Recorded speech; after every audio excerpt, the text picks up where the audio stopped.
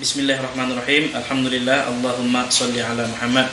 Anak-anak Ustaz, santri sanawiyah, apa kabar? Ini saya bantu untuk menerangkan persoalan al-harakah al-muqaddarah. Al-harakah al-muqaddarah atau harakat yang ditakdirkan.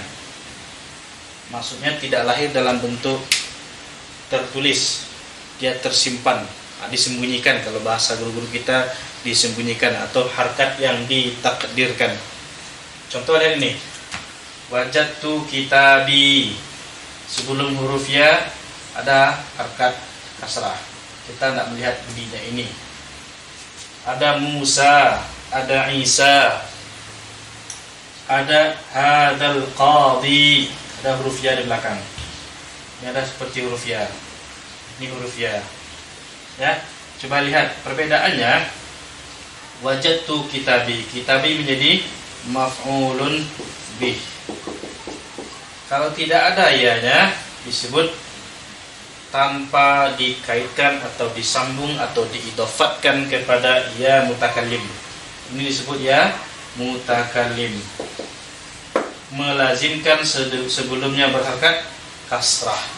Sebelum ya mutakallim ini sebelumnya kasrah. Oke?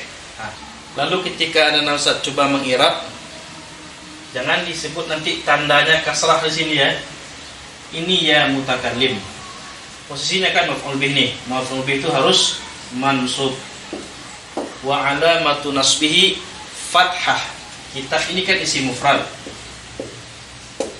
Ya, isim mufrad. Isim mufrad kalau dia maf'ul bih mansub.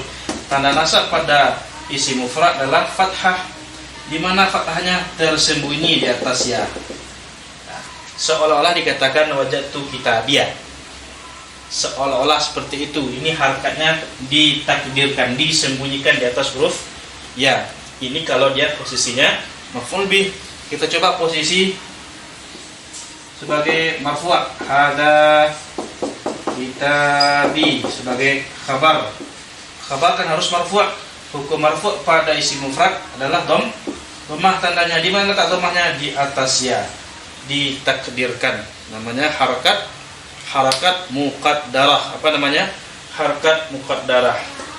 Mau dhammah dia, mau kasrahkah dia, mau fathahkah dia, disembunyikan di atas huruf ya. Ya-nya apa?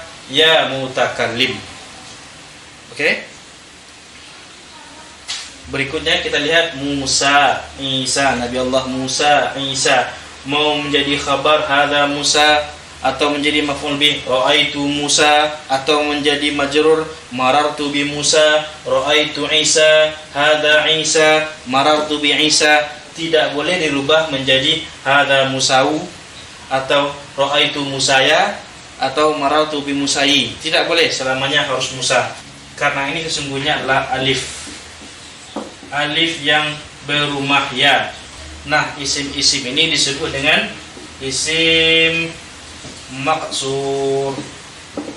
Isim maqsur. Isim apa namanya? Isim maqsur.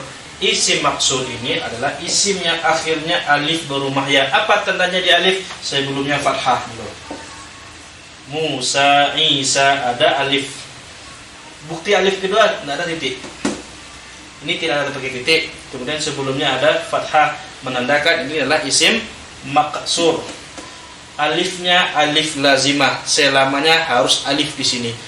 Tidak peduli sebelumnya itu menjadi fa'il. Ra'aitu Musa, Musa menjadi maf'ul bih, tetap dia Musa. Tidak boleh musi, tidak boleh musuh. Contohnya anak-anak saya mau mengirab. Katakanlah ini sebagai khabar. Ada Musa, khabar itu harus marfu'. Tanda rafa' pada Musa adalah dhammah. Di mana dhammahnya? Muqaddarah, ditakdirkan, disembunyikan. Ada Isa, khabar tandanya harus rafa'. Rafa' tandanya harus pada isim mufrad dhammah, nih, disembunyikan, ditakdirkan. Anak-anak Ustaz ingin menjadikannya sebagai maf'ul bih. Ra'aitu Musa, saya melihat Musa, saya melihat Isa. Bukan ini tanda nasabnya sebagai maf'ul bih mansub, bukan bukan ini, tetapi yang ditakdirkan di atas alif maksurah tadi. Ini dia. Nah, maf'ulun bihi wa alamatu nasbihi mansubun wa alamatu nasbihi fathatun muqaddaratun. Kalau kitaban jelas tandanya fathatun zahiratun. Kalau Isa fathatun muqaddaratun, ditakdirkan pada isim maqsur. Oke? Baik, kita lihat nih. Qadi ada huruf ya pakai titik. Ya ini disebut bukan ya mutakallim, tetapi ya lazimah. Selamanya ya. Isimnya disebut isim mangkus. Isimnya disebut isim mangkus. Kalau alif maksurah ini disebut isimnya maksur. Apa buktinya nih alif? Lihat, tidak ada pakai titik, sebelumnya ada fathah. Di sini huruf ya, bukan ya mutakalim, tetapi ya lazimah. Isimnya disebut isim mangkus. Al-qadi, seorang hakim atau seorang pemutus perkara atau qadi juga. Ini adalah seorang qadi. Hada al-qadi, khabar harus rafa'. Rafa'nya mana? Oh, nggak ketemu Ustaz, yang ada di sini harakat kasrah, sesudahnya ya sukun. Oh, bukan sukun, tetapi qadi. Ketika dhammah ditakdirkan. Ketika kasrah marartu bil qadi, kasrahnya ditakdirkan. Dhammah dan kasrahnya ditakdirkan. Dhammah dan kasrahnya ditakdirkan. Tetapi kalau dia menjadi maf'ul bi atau mansub, contohnya ra'aitu al-qadiyah, lahir, fathahnya dizahirkan, tidak lagi muqaddarah. Kalau dia berharakat fathah, boleh karena sebab na'an man'ud, boleh karena sebab menjadi tawabid, atau karena sebab maf'ulun bih. Saya simpulkan lagi ya. Ini ya apa? Ya mutakallim.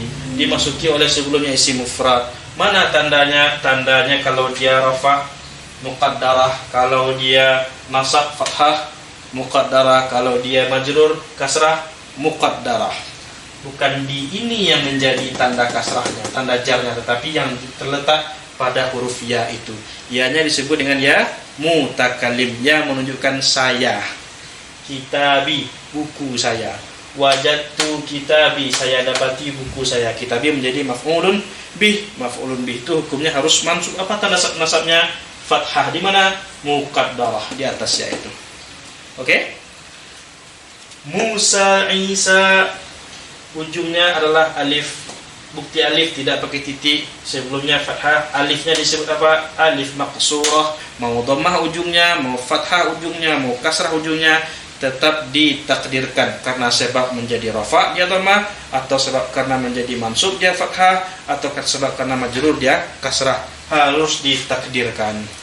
Bedanya terletak pada si isim mangkus ini, di mana ujungnya ada ya yang lazimah, ya selamanya di situ. Qadi, seorang hakim. Kalau dia mansub baru dilahirkan, qadiyah, dizahirkan. Kalau dia marfu karena dhammah, kemudian dia jar majrur karena masuk huruf jar, tetap ditakdirkan harkatnya. Ya, dhammah muqaddarah, kasrah muqaddarah, fathatun zahirah untuk pada isim yang mangkus. Oke? Cukup sampai di situ dulu. Insyaallah pada pertemuan berikutnya Ustaz lanjutkan kepada bagaimana kalau fi'il mudhari'nya mu'tal akhir, di mana letak harakatnya.